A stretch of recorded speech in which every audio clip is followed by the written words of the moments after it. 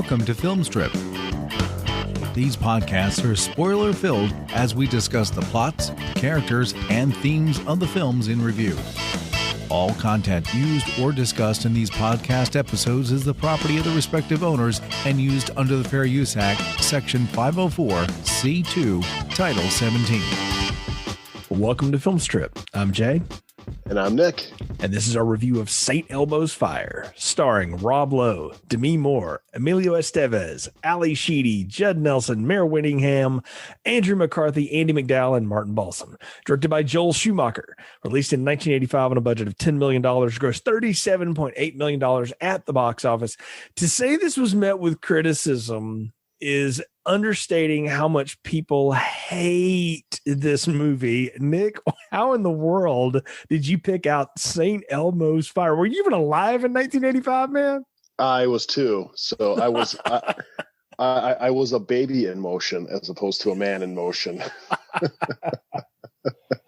But it's okay. I'm just going to be honest. I'm a big John Hughes fan. I love John Hughes movies like, Planes, Trains, and Automobiles. We're coming up to, when we're recording this, we're coming up to Thanksgiving. So that's always that's something I watch. I like Home Alone. I like, The Breakfast Club. I like Ferris Bueller's Day Off. I really enjoy those movies. So what do you normally relate to? I mean, even like Uncle Buck is an amazing movie, but when you relate to John Hughes movies, especially like the ones like Pretty in Pink and everything like that, you talk about the Brat Pack. Yeah. And the Brat Pack, this is like kind of known as like the Brat Pack movie because you got all of them, the majority of them in there, like 80% of them in there. You got like Judd Nelson, Ali Sheedy, Andrew McCarthy, Rob Lowe, yeah, there's a few of them missing, like, Molly Ringwald and all that stuff like that. But you got Emilio Estevez. And it's one that I've always heard thrown in there as like, it's not John Hughes, but it's of the time and it's featuring these people. And we all know the song, St. Elmo's Fire, Man in Motion. I mean, that's a song that's kind of a guilty pleasure, I think, probably to most of us, including myself. But it's a song that I've known, and it usually pops up on Pandora or something when I listen to my 80s mix. So I had saw that this was on Prime Video, and I had no idea what this movie was about. I'm like, is it about like firefighters or like what is this about? So I told you, I'm like, hey Jay, I'm like, this movie like St. Elmo's Fire is on Prime. I'm like, have you watched it? And you're like, no. And I'm like, okay, why don't we do this? Why don't we do like a little bit of an 80s throwback here and kind of talk, go back and watch this. And to be honest with you, I don't even know what I watched. And I'm kind of hoping that maybe as we get into this, you can kind of clear it up. I've seen a lot of weird movies and movies that I don't understand. I don't even know what the point of this movie is, but I digress. I'll go on to you, Jay. What did you know about this movie? I had seen this at some point in my life, man. Obviously, I did not see it in 1985. I was, 9 years old or 8 years old when this came out. So this was not what I was watching. I was watching Back to the Future and things like that. But I was aware of this movie because just like you, I had always heard, this is a Brat Pack movie. This is the Brat Pack adult movie or whatever, because the rest of them are kind of teenage movies. I think it's funny that The Breakfast Club comes out earlier in 1985, starring Ali Sheedy, Judd Nelson, and Emilio Estevez as high school students, and then 7 months later they're in another movie that they're all playing like out of college people, and nothing about them has changed at all except like Judd Nelson got a haircut, and that's it. Everything else is the same. And apparently, according to Joel Schumacher, Sheedy, Estevez, and Nelson got hired because the studio was convinced by John Hughes that, yes, you should hire them. Now, Schumacher wanted them, but he didn't have enough clout at the time to really kind of go, no, I want these people, not these people. He had, got everybody else at that point. He got Rob Lowe, he got Demi Moore, because Rob Lowe went through all this crazy audition stuff. He saw Demi Moore walking down a hallway at an agent's office, and it happened to be something she was auditioning for, just like one of her first things. And he got Andy McDowell and Andrew McCarthy and Mayor Winningham, who at the time had done a ton of television. McCarthy was a bona fide star, but getting Estevez, Sheedy, and Nelson, the Breakfast Club crew, if you will, came because John Hughes convinced Columbia Pictures, yes, you should let these people do this movie. They can play these parts. If you've seen Breakfast Club, which had amazing critical acclaim and well deserved, and had made a ton of money. But so Columbia backed this, and this is a year of like Columbia disappointments. It's why Columbia Pictures doesn't exist anymore. It's because they took chances on movies that just didn't work out. Now, one of these in this pile I'm about to mention is a really good one. It's called Silverado. I love that movie. It's a great ensemble Western, but in 1985, we just weren't ready for that anymore. Then they did a movie called... That's not about a Chevy truck? Come on. That is not about a Chevy truck. They did a movie called The Bride, which is kind of a Bride of Frankenstein type thing, if memory serves right. It's awful. And then they did Perfect, which is John Travolta and Jamie Lee Curtis as aerobics instructors thrusting at the screen for 90 minutes. So it's We've awful. All seen the gifs on that. You've seen the gif, yes. So, but that's all that is remembered from this. I knew of this movie. My older brother, again, this is kind of his age group of people. I mean, he graduated high school in 1989. This was the people he looked up to. These were his older friends. You know, this was the kind of thing he would go and see. So I think I ended up seeing this because I know he saw it in theaters or something, and then he ended up renting it once, and I barely paid attention to it. I had no memory what this was about. In fact, I kind of conflated what I thought this movie was about, Nick, with a Robert Downey Jr. movie with, I think, Andrew McCarthy's in it, called Less Than Zero. This movie is not that, and that's a totally different discussion for another day. The only other thing I knew about this was that theme song, and you can thank the earworm that is because of the guy that co-wrote it and produced it and did all the music here, David Foster, who is the reason we have all the great 80s ballads from movies that you love, like Karate Kid 2, Glory of Love, and pretty much Chicago's entire 80s run is because of him. And he's done pop songs for decades now. And it's just one of those guys that knows how to write a tune that you can remember and works. And John Parr, the guy that co-wrote it and sang it, the Canadian singer, wrote it about a para-Olympian named Rick Hansen, which is why the line's about all I need are these wheels. He's talking about the guy's wheelchair. He did not know what this movie's about. And when he saw it, he was horrified that this song got used like this because he thinks this movie's terrible. And we'll get into why maybe in a little bit, but it's supposed to be this inspirational song about this para-Olympian that then got turned into this 80s yuppie hell movie where there's no one you can like in this movie. But yeah, as far as background with this, man, not hardly any. But when you pitched it, I was like, you know what, we're coming up here on the end of the year. I mean, like I said, we're recording this a little bit before Thanksgiving. This is coming out at the beginning of December. We're about to drop big new stuff in December, and we got all kinds of stuff. Let's do something a little offbeat. I mean, we just did a bunch of horror movies in October. We've even done a couple in November. Let's do something a little different. I'm always down for 80s cheese and to go back and revisit it, and not revisit it with 2020 lenses, because I think if you put today's mentality or sensibilities and try to watch this movie, you completely miss what it was about, and you don't understand the time, and you can't look at things the way that we do now from the way these people lived then, because it's not the same world, even close. Yeah, well, like 3 wars since this happened, and that's what makes this so much fun to go back and watch these people, and also watch all these actors when they're in their 20s. I mean, Rob Lowe's 19 in this movie. I think the oldest one was Mare Winningham. She had a couple kids at this point. She was in her mid 20s, but she still looked like she was 22. Yeah. And speaking of like sensibilities, from what I know and what I go from what my wife says, I have none. So I can't really bring anything to the table here when it comes to that. And when we talk about horror movies, I think we'll get into pretty much how horrific this is on many different levels, but I don't know. You want to hit us with a plot summary there, Jay? Yeah, let me try to break down what I call Welcome to 80s Yuppie Hell. A bunch of 20-something recent college grads circle the 1980s trying to find their places in the world. There's Kirby, Emilio Estevez, who is a graduate, and he's working as a waiter while he's working his way through law school. There's Kevin, Andrew McCarthy, who's a moody newspaper writer who, spurns the advances of the wild Jules, Demi Moore, who lives way beyond her means in spite of the fact that she's got a job in international banking and is a rich girl.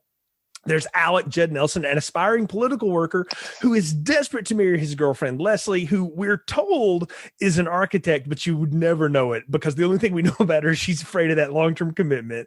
And then there's Wendy, the quiet girl who works as a social worker and is still living at home with dad until he can get her married off.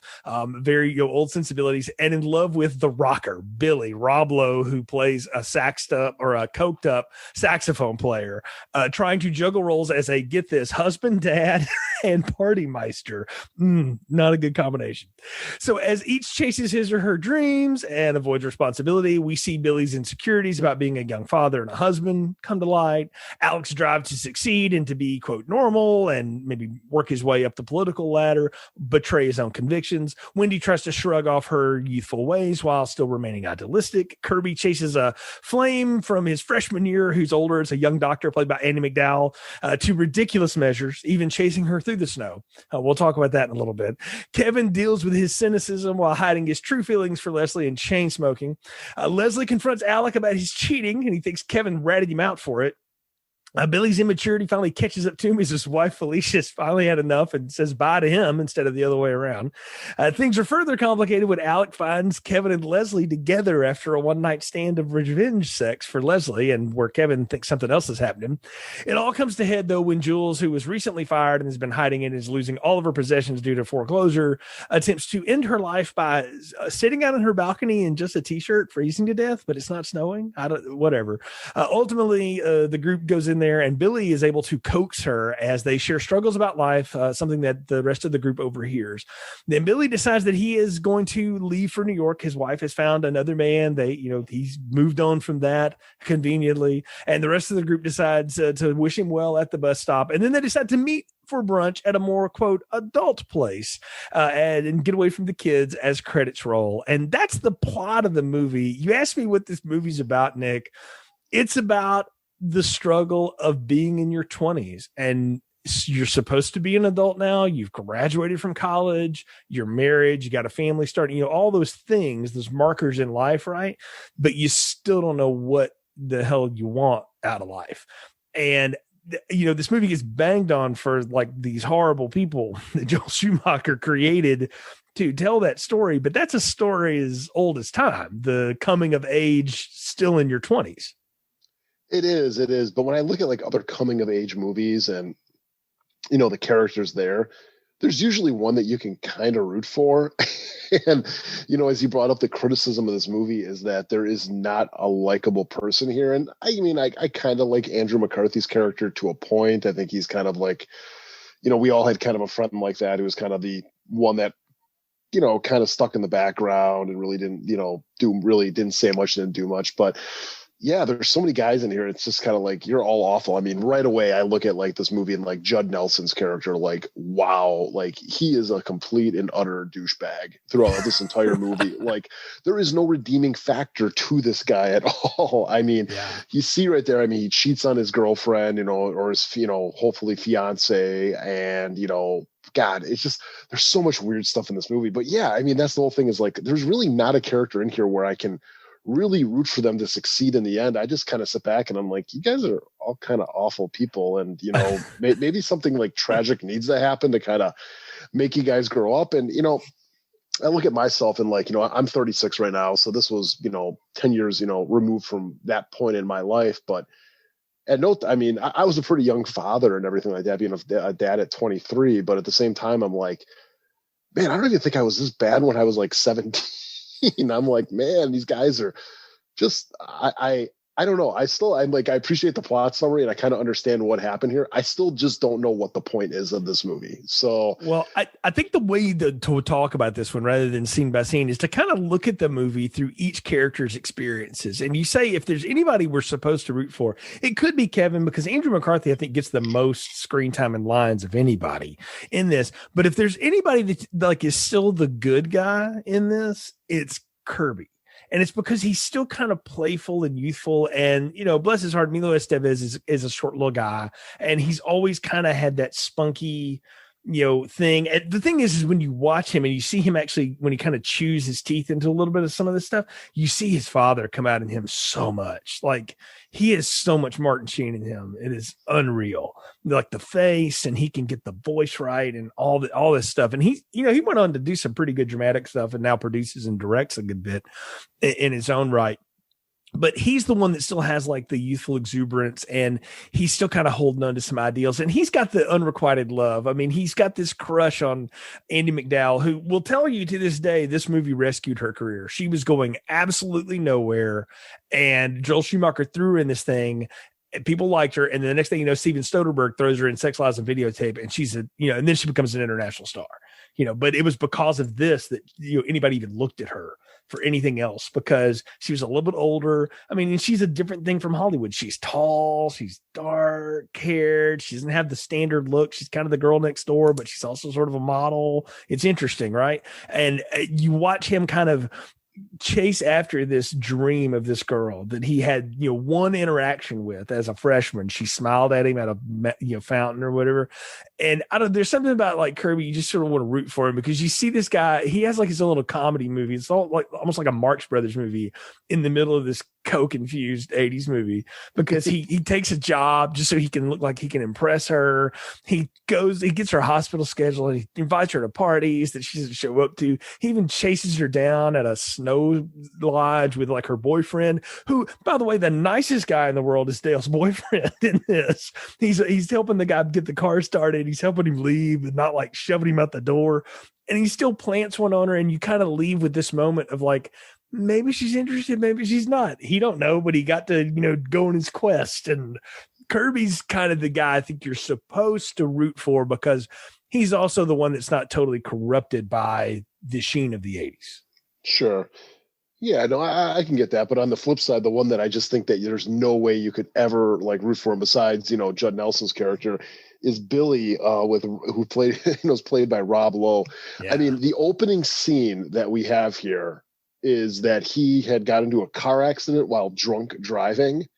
And just the way it's played off, it's just kind of played off like, it's Billy being Billy, and he's being taken away by the cops, but we'll bail him out in the morning. He'll just sleep it off and everything like that. And it's just like such a strange way to start a movie, especially with these characters, like, something that's horrific. I mean, I'm in the traffic industry with my career and stuff, and I got to deal with drunk driving stuff all the time. And like, I know how serious it is. And like, seeing like just it kind of played up, I wouldn't say for laughs, but just kind of like, that's just who we are and stuff. It's just like, well, it goes back to just I don't like any of you guys. We should say too what Billy is doing. He is driving Wendy in her brand new car that her father got her for graduation, right? He's driving her while like they're out partying, while his wife is home with his young daughter. And he's out with this other girl that he's like kind of friends with. They sort of dated, but they never really hooked up. That's what you learn about Wendy, is that she's the total innocent in this. She has the total idealistic career of working at the soup kitchen and Department of Human Services, all that stuff. She's a virgin up until the very end of the movie. I mean, that's, she's the other one that has kind of the innocence sheen to her. And Billy is just like your wild friend. I'm going to tell you the thing I didn't realize though. And because I had such vague memories of this movie, the haircut and the earring action on Rob Lowe, Joel Schumacher pulled that right back out for his next movie, Lost Boys. That's Jason Patric again. Like, I had never realized that he just dressed Jason Patric up to look like Billy from St. Elmo's Fire, but he did. And it's almost the same character, except without the hedonism and the drinking. Yeah, and at least, made sense about why he was wearing sunglasses all the time in The Lost Boys, where in this movie it's just like, dude, it's 11 o'clock at a bar inside. Take the damn sunglasses off. You're not cool, man. It's just like, just want to slap those off. And I think they made a song about that too. So yeah, well, and that's the thing. When you get to Billy or whatever here, he is the one that's still the party guy from college. And you did get one scene with him where he's talking to one of his old college buddies, and he's like, "Hey man, I'll come back to work at the school. I want to work on campus, whatever." And the guy's like, "Yeah, man, you're older. You can score us good drugs." And he kind of just look on his face like, "Holy cow, that's all I'm really good for." And then him and his wife had this talk on the park bench, which I call like the ultimate breakup of convenience in the plot summary there, because she's like, my ex-boyfriend still wants to marry me and he'll take care of the daughter better than you. And, maybe we should just go ahead and get this annulled. And he's like, no, don't give up on me. And so you see Billy as this guy who's trying to like follow through on what he feels like his responsibilities are, but he really doesn't want to be in that life.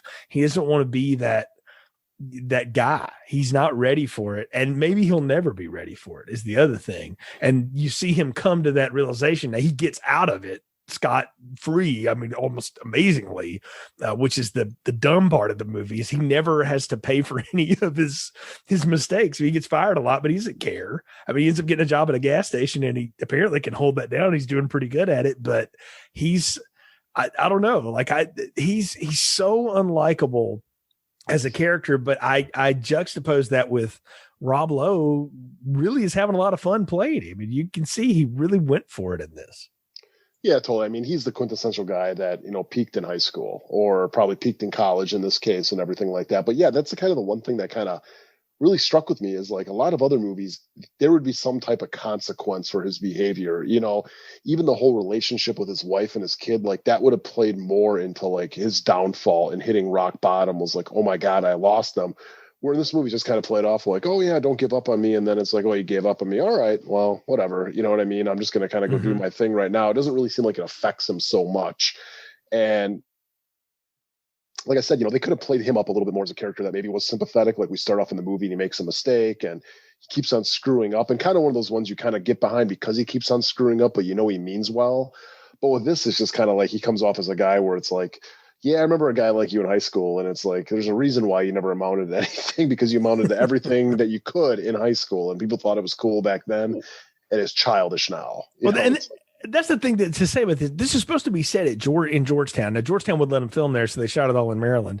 But like, I could buy every one of these people went and graduated from Georgetown. Kirby, Wendy, Jules, Kevin, Alex. Sure, there's no way in the hell Billy even got in to Georgetown, and if he did, there's no way he finished a degree. Like, I needed him to have been like, I don't know, Wendy's friend growing up. They grew up in the area together because she still lives at home, so obviously she's from the area.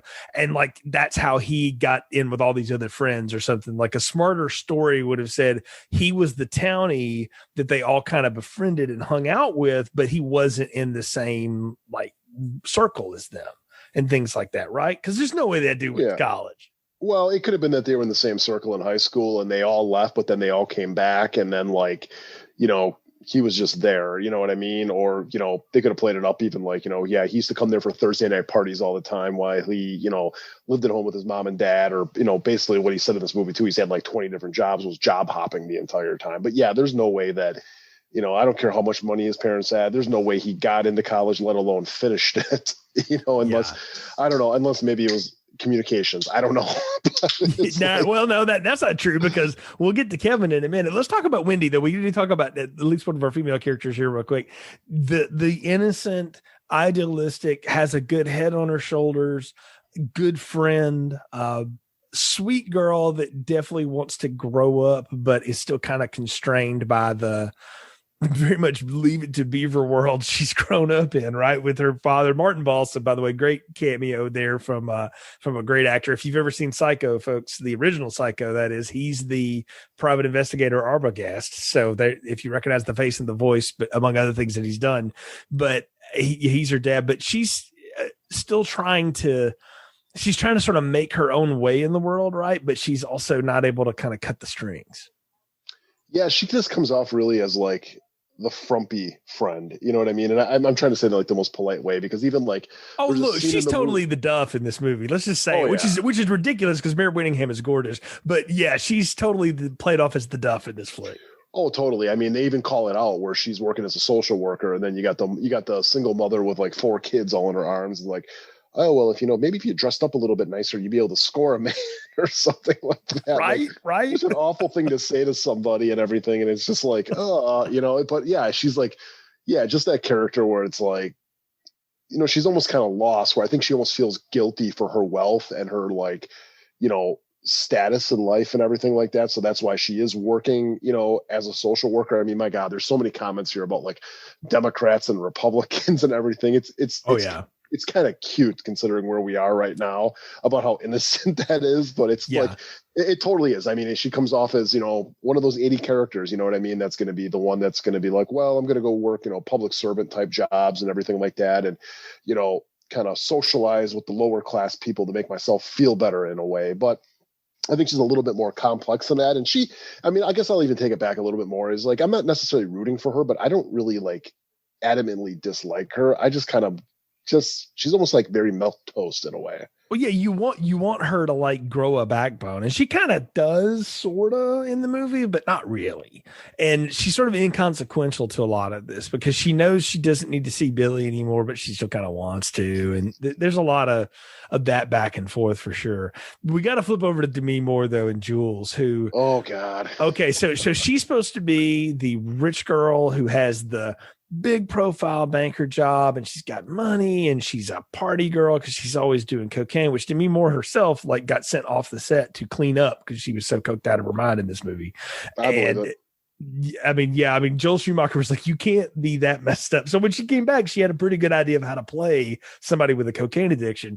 And but she's also somebody you can tell it's all flash. There's no substance to it. I mean, look at the way she lives. She's got Billy Idol painted on her friggin' wall, and way above. I did love that though. I did love that the way they got the little neon accent in his earring and stuff like that. I'm like, oh, how, and like that's deliciously 80s. You know what I mean? It's just like it is. It is.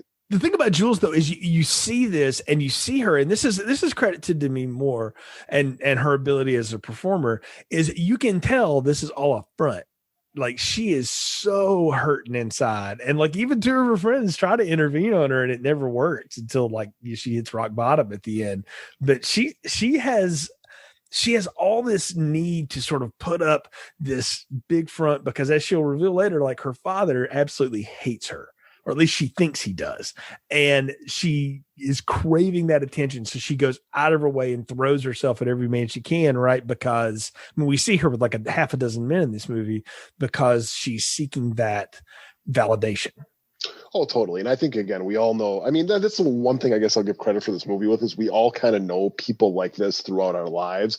And she is very much the vapid person that we've all somewhat have, come across, where they are missing something, and either they're filling it with relationships or they're filling it with, just objects or purchases or their lifestyle or social status. And she's a mix of them both. I mean, between the guy hopping and then the lavish apartment and everything like that. I mean, the wall, it looked like a freaking, what's that makeup company?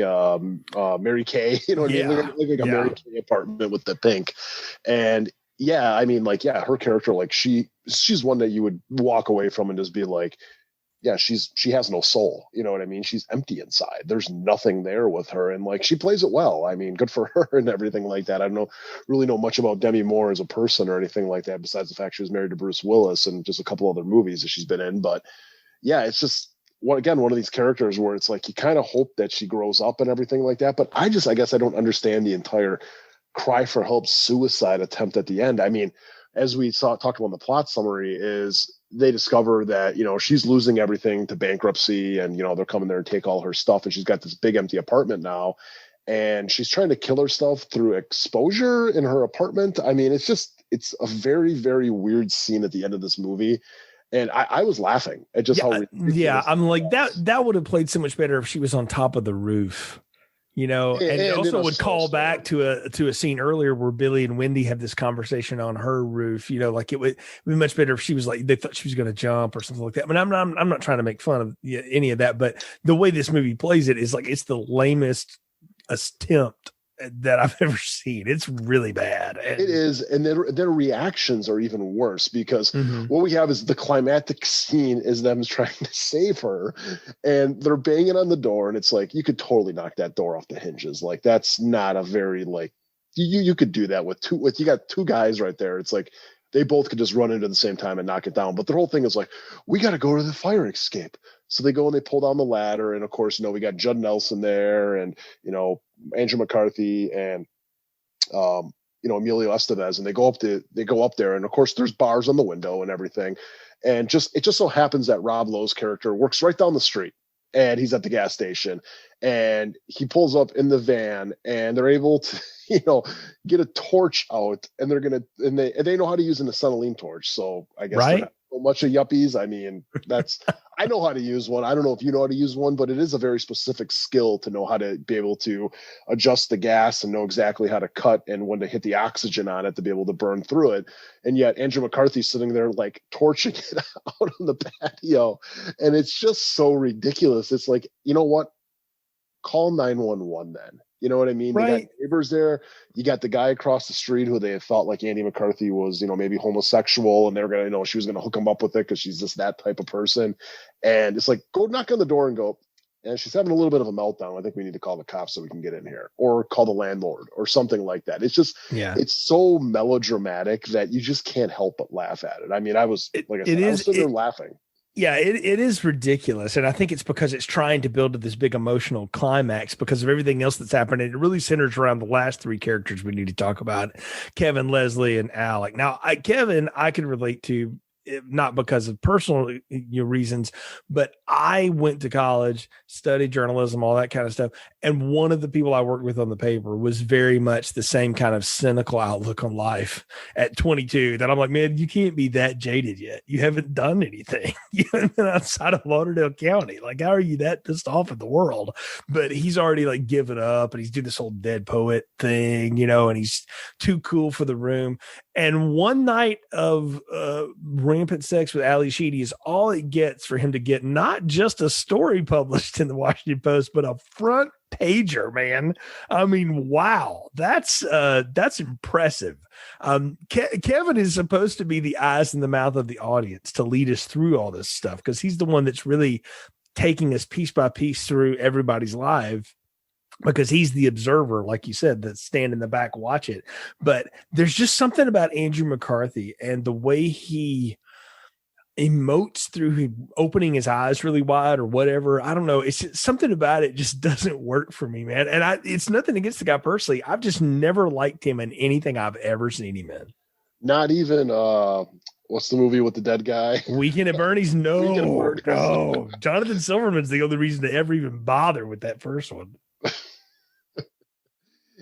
Honestly, it's the only movies I know him from now is this one and Weekend at Bernie's. And I was always like, was it even the guy in Gremlins? But no, that was a different guy. That was the guy from Zach Galifian or something like that. Yeah. No, the bank guy who was also in Beverly Hills Cop and everything like that. Oh, you're talking about Judge Reinhold. Yeah. I got those guys kind of confused. They kind of got somewhat of a similar. Well, Judge Reinhold's about a foot taller. That's how you can tell the difference between the two of them. Yeah, it's just I kept on thinking, I'm like, was he in Gremlins? And then I'm like, no, that was the guy from Fast Time at Ridgemont High who was in the in the bathrooms. So. Yeah, if this was 3 years earlier, Phoebe Cates would have been probably the Demi Moore role or the Leslie role, the Ali Sheedy role, because they kind of look the same.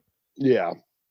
But yeah, I mean, with his character too, I mean, like I said, you kind of nailed it, where it's like he's the one that's kind of hopping between stories and everything like that, and it's kind of the audience's eyes and stuff like that. But it is, I mean, he's kind of a wet fart of a character. You know what I mean? It's kind of like, we talk about like how, the social worker, like she didn't have a backbone. It's like he doesn't have a backbone much either. And like there's so many like weird scenes with him too. Like there's one with him and Demi Moore where she's all like, you never made a move on me ever and stuff. And then like he's like, I gotta leave the apartment and stuff. And she's like, oh, I think you're gay. And I'm just like, this is really weird. I'm just like, I don't get this. Like, what is the point of this scene where it's like she's like, I'm like, was she trying to come on to him, trying to figure it out? No, she was definitely trying to come on to him to test her theory. But then she had the guy outside, though, that was like waiting for her. She was testing her theory because that's Jules. She's a networker. She's a mover. She's a shaker. She does all that kind of stuff, right? Because she's hiding her own pain through this bit. What this is supposed to reveal for us is when Kevin later reveals that the only girl he ever carried a torch for was Leslie, who just happened to be always dating his best friend, Alec. And then, they hook up in the end. That's what you're supposed to be like, oh, he finally got with the girl. And then, of course, at the end, Ali Sheedy, thank goodness, says, guys, I love you both, but I'm not dating either one of you ever again because you're psychos. Goodbye. Which is good for her. But yeah, that's what his whole arc is supposed to be. But again, because McCarthy plays it so dead-eyed that it's just not, there's just nothing there. And then Nick, what are all those weird conversations he has with the hooker who ended up starring on 227 and a bunch of Medea movies later in life? Like, what is that about? I have no idea. I mean, that was such a bizarre thing. I don't know if you've ever seen the 40-year-old version, but it reminded me of when Steve Carell went to the party in the room. I'm like, again, I'm not trying to be like that person, but I'm like, is this going to like turn really, really weird where it's like, he's going to pick up a transvestite hooker or something like that? Because it came off so bizarre, and like them out on the street sharing like a bottle of cheap scotch in a paper bag. Again, there's that's why I'm sitting here. I'm just like, I don't know what this movie's about, because there's all these scenes that could be part of a different movie that could somehow like work into something, but they're just so abstract. And I'm just like, is the entire point of this to be like, hey, we're just going to live 3 weeks in the lives of these yuppies and kind of see how it is? And maybe that's the whole point of the movie. But at the same I think time, that's it. Yeah. Yeah. I'm just like, but you got to like sit there and give me something to hold on to. Got to give me somebody to root for here. And See, I'm like, the there's thing, nothing.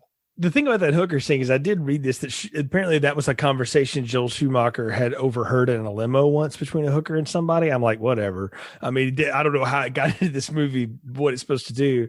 But again, it's supposed to endear you to Kevin and his plight for Leslie, because you are really supposed to feel for Leslie, because she clearly cares a lot about Alec, even though he is a total douchebag. I mean, he switches political parties so he can go to work for like a higher ranking. I think he goes from a congressman to a senator, or a representative to a senator. Or something. He's like, oh, you're a Republican now? He's like, yeah, I'm moving up. Yeah, right. Yeah. I was like, well, that's a statement on the 80s, maybe, whatever. But she is loyal to him to a point. But she she says it a couple of times in this movie about, I would need something for myself before I can share anything with you.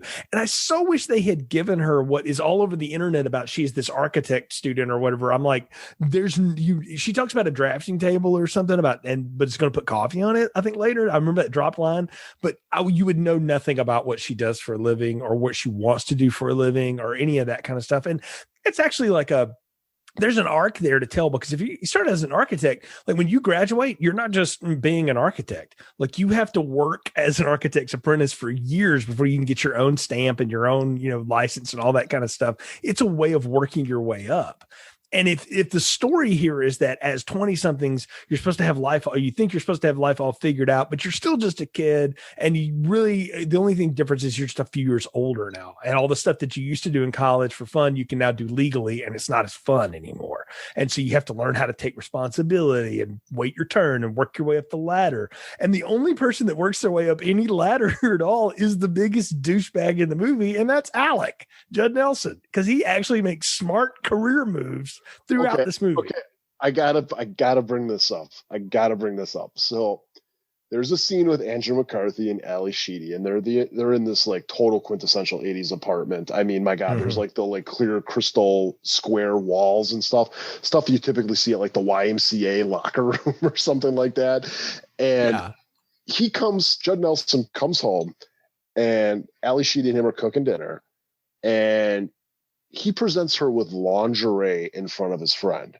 And I'm just like, that is really awkward. Yeah. And then they go have sex in the back while friend is supposed to be cooking the vegetables. Yeah. It was not only that, but he admits to his friend why his girlfriend is trying on this like sexy lingerie in the back room, that he bought this after having sex with the lingerie sales rep, who was modeling it at the time. Let's just like break that down in a lot of ways. This was on another woman's body while you were having sex with her, and you just gave it to your girlfriend. Yeah, and you're telling your friend this, who's friends with her. Right. Really good friends. Like, obviously they're close if they're over there and they're cooking together and stuff. This is like a little bit more than just being like, hey, you're the friend of my friends, you're significant other of my friend, and therefore you're kind of friends yourself. You know what I mean? It's like they obviously have a close relationship, and it's like you're going there. And the way he even brings it up, it's like he's bragging, but he's not. And he's kind of confessing halfway to it. He's like, if she would just marry me, I would stop screwing all these other hoes on the side. And even says how does that later. Make sense? How does that make sense? I don't. There is no logic there. That it's like, I mean, how does this guy have like a drug addiction or make it just this is what it is though. This is what it is. This is his addiction is status, and he knows I need to be married to move up in the party, whichever one I'm working for at the time, and status. And if I screw around on the side, well, that's Washington, and everybody does it. Which I mean, that had been the rage about DC ever since Kennedy. Was all the exploits of the politicians. And so it's supposed to be a spoof on that. The problem is you just hate this guy, so it only makes you hate him more. And I'm always trying to rewrite movies and everything like that. But I'm like, why not have him just be at his job? And this is like a secretary there. Right. And it's like, oh, hey, can you run down to freaking Neiman Marcus? I got a package there that needs to get picked up. And then she comes back and she's like, opens it up in front of him, and that's how it transpires into him having an affair with like the secretary. And it's like he brings it up like in a way like I feel guilty about it, but that's what guys do in my position. You know what I mean? Right. We're not held down. Yeah, we might be married and they go through the whole thing of going to parties and socializing and stuff like that, but I'm part of this culture and this is what we do. And like he's trying to defend it in the way that, like I said, he's bringing it up like I keep hurting her because she's not doing this. It doesn't make sense at all. And just like that whole scene is just so like, I don't know. That's not even the worst thing, though, Nick. When he's at the party that Kirby has thrown at his new boss's mansion to try to impress the doctor that doesn't love him, he does this whole like on the Saturday through whatever, she will now be my wife. And she just looks at him horrified, like, I didn't agree to that exactly. And not 5 minutes later, he's punching out Andrew McCarthy because he thinks he got told because she sprung a trap on him. Good for Leslie for going like, you need to tell me about all your cheating. And he's like, who told? Did he tell? And then she's like, nobody told, but you just told on yourself. You know, a movie does it a lot better is Coming to America. Yes. You know what I mean? Like, it's like she's marrying to the guy who's a douchebag. And he he's making her marry him because of the father and everything like that. But she just can't stand him because while he's a decent boyfriend, he's not marriage material. And she does not want that to be her life. She does not want to be Mrs. Soul Glow in that movie, as it were. Yeah, exactly. And it's just like I said, like none of these people are people. Like I said, I watched that scene or the scene you just described and I'm like, this is not how people act, not even like terrible people. Well, like, here's the thing. Joel Schumacher apparently thought he could do the same idea as Breakfast Club. Now, he hasn't copped any of this. I'm just telling you. He thought, okay, the Breakfast Club is just about these random people stuck in a room together and they find ways to relate to each other. We'll just do the same thing, but we'll do it about coming of age into your 20s. The problem with that is there's no unifying factor to all of them. In the Breakfast Club, the unifying factor is they're all in high school and they're all in detention and they're all under the thumb of this asshole assistant principal, right? This movie, they all have different jobs. They all live in different places, even though they kind of just bop between each other's places. And at least 4 of these people are total degenerates and don't need to be a part of your life anymore. And so there's nothing to unify any of these people together other than we're told that they're all friends. Yeah, there's no antagonists in this movie or anything like that. Like there's no because like they're all antagonists, Nick. Yeah. But even like I'm like looking like Andrew McCarthy's character, like, we had that whole scene with the hooker on the street. And I'm like, let's take that away and let's actually like have him have like a parent or something like that he talks to, like a father who maybe lost his mother or something, or lost his wife. And he goes to his dad for someone just to talk to. And he could bring up like, I'm in love with her or something like that. And at least give the movie like something where it's like the whole plot here is him wanting to get with her, but she's with this asshole guy. And you know what I mean? And you can write the whole movie about that. Yeah, you got your side characters and stuff, but at least make that like the main crust. And then you could totally swing it in the end, just like they did, where it's like, I don't want to be with either of you. You know what I mean? Yeah. It's like you guys are both bad, but at least that way it's kind of like you see him grow and he realizes like, hey, I can't sit there and focus my entire life on trying to catch the heart of this woman. I got to go live my life. The problem is you got a 100-minute movie here, and what you're talking about works much better if you have 4 seasons of a television show like Melrose Place or something like that. This is in the same Aaron vein Spelling right now. Yeah, I mean, really, this is like the same vein of all of that stuff. But you know why? If that works at all, and it did work, it was successful. I mean, I wasn't a fan, but all that stuff, One Tree Hill, all of those shows all work because you have time to watch people roll through the drama of their lives. You're not trying to compress it into 100 minutes, and you just throw people into these people's lives days after graduation or weeks after graduation. And I mean, it doesn't make any sense. Like you don't have enough setup is what I'm saying. And you don't get enough time to unravel everybody's backstory to make any of the drama pay off. That's why the whole Jules suicide thing at the end, it seems so ridiculous and funny, and comes off as funny rather than being harrowing or scary or anything like that, or dramatic, because it's just out of friggin' nowhere, you know? And if that had been built up over like 3 seasons of watching her sort of spiral out of control, you'd have bought it, right? It'd been a great 2-part episode, right? But as 5 minutes in a movie, it's ridiculous because you get the most screwed up one, turns out to be the one that can actually talk sense into her. Because he's had a rough life, which, by the way, he does have a great line where he talks about the whole bit about self-made drama, you know, and all that kind of stuff. And I'm like, yeah, these two people are like the king and queen of self-made drama. And I think we all knew people like that growing up. Oh, I know people like that right now. I mean, it's some people never grow out of that, but yeah, totally. It's like you are your own worst enemy, and you need to realize that you sabotage yourself, and that's why all these problems you're seeing right here is not because of anybody else. It's because of you and how you act and how you have no realization of reality or stuff. But like even like kind of talking about all this everything, and it's like this movie would have been, I think, much better if they would have honed in the script and they would have cut out two characters. If you cut out Emilio Estevez's character and then the social worker one, because really, like I said, there's really nothing there. You cut them out and you make it kind of like a weird like love triangle movie where maybe it's like Demi Moore likes Andrew McCarthy's character, but he likes Ali Sheedy, and then you got Judd Nelson as kind of the douchebag asshole guy. I think you would have had a much more tighter script and you would have had a much more like through line with the movie where it would have made sense. And again, I get it, like, oh, this is going to be a life of like 6 yuppies and everything like that. But again, you got to either give these people a backstory, or like you said with the Breakfast Club, you got to give them like an antagonist or a common cause here to get them through the movie, to either bring them together or break them apart, then bring them back together. And yeah, it's just like, even the end of the movie though, it's like Andrew McCarthy sleeps with Ali Sheedy's character, and yet at the end of the movie, they're all like good. And I'm just thinking, I'm like, as much as like Judd Nelson's a dick, it's like his friend slept with his girl. I don't care how close your ties were in high school or college. That's over with. You're not having brunch the next day. Yeah, they play that off, and the only character that really has any payoff that's satisfying all is the Ali Sheedy Leslie character. She's able to tell both of these guys, look, Alec, I can't be married to you because I'm not just going to be your arm candy on the Christmas card for the political rally or whatever.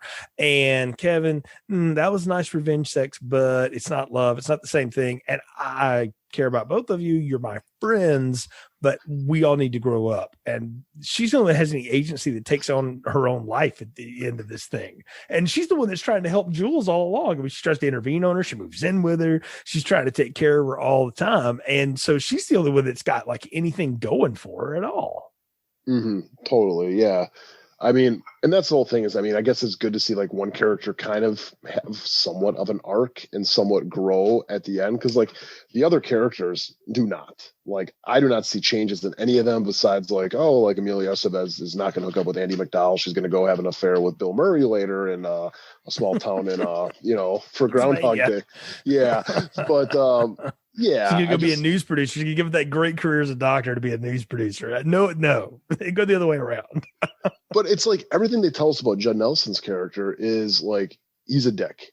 Like, just no other way to put it. He's just a dick. And just like I said, the end of the movie, like, I get what they're trying to do here, where it's like, all right, we're not going to go back to here. We've grown out of this and everything like this. But it's like, did you really? Because like, I haven't seen any changes in any of you guys, besides Rob Lowe trying to go, getting on a bus, and, Ali Sheedy being like, I don't need a guy, and, good for her and all that stuff. But the rest of them, it's like, I guess they just realize that they want to go have brunch at another place. I don't know. I mean, yeah. Jules is talking about, I got to go find a new job tomorrow. I'm like, your references are probably not grand, but okay. And so she's trying to get her life together, and you've got Leslie taking on her own life. Kevin's actually got the most stable job. I mean, he and Alec actually have careers and that they could go back to and do things. Everybody else here, I mean, Kirby's like, I got to get another, waitressing job or whatever, so that I can go and back to law school or medical school or whichever one I decide I want to go to this week. And yeah, he has nothing to do. He's just a kid still. Wendy's in no different than where she was. She's not going to marry the guy her dad set her up with. And so she's going to keep her idealistic job going. I mean, there's nobody changes it really, except for Leslie at the end of this. And that's the thing about this movie, is it wants you to go like, and I wonder what happened to these people 20 years later. But the problem is, Nick, I don't care. I don't care what happened to any of these people. I don't want to know. I don't want to see them ever again. I bet 3 of them are dead. Totally. And, like kind of like watching this movie, there's a movie that did this a lot better, and it came out like 5 years or 2 years earlier than this. Have you ever seen The Big Chill? Oh yes. Completely much better story. Yeah. It's better like, actors too. Oh, totally. And if you're going to tell us a story about people like who are friends in college who are going to go live their lives and everything like that, that's how you do it. You do it like The Big Chill, because you actually have, like you said, characters you like. arcs and people changing and people being able to reminisce and kind of bring it into like what's going on now. Like that was a movie done right, where it is kind of the same style of same style of plot. Where this movie, like I said, it's just like I still don't even know what it's about. So. Well, I think we're at the part of the podcast where it's time to give final thoughts, recommendations, and popcorn ratings. So what are yours for St. Elmo's Fire, Nick? It's a small popcorn. It's not a good movie. I'm not going to sit there and say it's the worst movie we've ever reviewed, but it's pretty close. I mean, when you look at just, even like some bad movies like Blair Witch 2 or something like that, at least I came away going, I understood what the movie was about. It was stupid. It was awful. It was totally just dumb.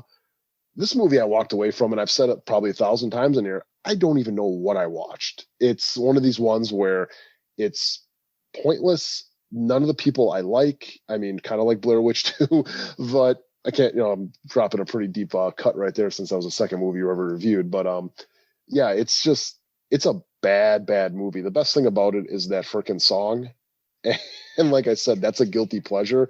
And when the guilty pleasure song for the movie is the best thing about it, I think that's all you need to say. I often will say medium popcorn is reserved for those movies that had potential and they just didn't live up to it. And the way I've talked about this movie, you might think that was going to do that, except for the fact that I don't think this ever had potential to begin with, because it's trying to be The Big Chill meets The Breakfast Club. And that's just a stupid idea to begin with. And moreover, it's badly executed. Now, it looks good. Shoemaker directs stuff that looks decent. He hasn't really got his whole flair on this movie the way that he would in something like Lost Boys or Flatliners or, things later on. You get into Batman and Robin, all that kind of stuff that he did, or even something like A Time to Kill, which is much more of a dramatic movie. I mean, he put a touch on that made that movie work. This one does not. And as fun as it is to see all these actors that now you see mostly on television or doing interesting, side roles here and there as they're all in their 50s and such now, it's fun to go back and watch them in their heyday, their moment. Boy, you can see why people hated this movie. You can see why people hated the Brat Pack. Like they are awful, and they represent every negative, bad stereotype of the 1980s that you can represent. So it's small popcorn all the way, man. I'm with you there. It's not the worst thing we've ever reviewed. It's not even close, but it's still really bad. It is only fun, I would say, if you can get a group of people together who are old enough to have remembered this, or maybe like me, have siblings that were in this age group, and you kind of remember the time. If you took this to like a group of 20-year-olds right now and showed it to them, they wouldn't have any clue what any of this was, and they would walk away like you did going, what was the point of that? This is so bad. And I mean, we're talking about a group of people that watch stuff like Riverdale, which you talk about some overwrought drama. I mean, that show is off the rails, but at least there's something to follow there.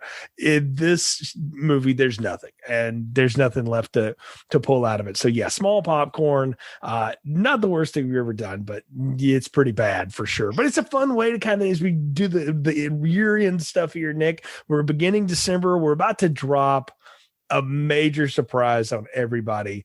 December the 14th, we are pulling back the curtain. We are dropping 6 episodes at once. The entire Paranormal Activity series coming to you. You, me, and Ron, over a series of years, have reviewed those movies, been sitting on them for a long time. It's finally time to put them all out at once, because we finished up the Ghost Dimension. We recorded that earlier this year.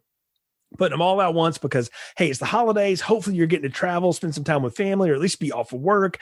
You want some stuff to do. And look, football season's kind of wackadoo, especially if you're an NFC East fan. You got nothing to watch. So here's 6 reviews that are sure to make you laugh. Over 6 hours of content coming to you all next week. We're going to drop all of them. And then we got a real special surprise for the year ender with our friends from Tis the Podcast. Ron and I roped them together, roped Anthony and Tom out of that show to do New Year's Evil. So a lot of fun stuff coming up here in December. Sounds like a lot of fun, Jay. Oh yeah, it's gonna be especially the Paranormal Activity, which I think is like what you said, like 5-6 years in the making. So. Yeah, that one took us a while to finally get done, but we did it. We put a big bow on it, and that's going to be your big Christmas present from us here at Film Strip, folks. You can follow the podcast on our social media at Film Strip Pod, Instagram, Twitter. That's how you find us on Facebook. Look for facebook.com/Film Strip Pod. Some cool stuff on the Film Strip Pod page now. We're starting to do once a month Facebook Film Strip live stuff where we're going to bring on different people, do interviews, or just sit around and talk amongst ourselves and some of our other pod friends about movies and TV shows, stuff like that. We're kind of taking the old Film Strip Sessions show, if you've heard some of those episodes where it's just our general topics, turning that into a Facebook Live thing. So do like the page. Let us know what you think. We appreciate your support. So until next time, for Nick, I'm Jay. Thank you for listening to Film Strip. Thank you for listening to Film Strip. You can find more episodes on our website, filmstrippodcast.com. The Film Strip theme music is produced and performed by Frozen Lake 121.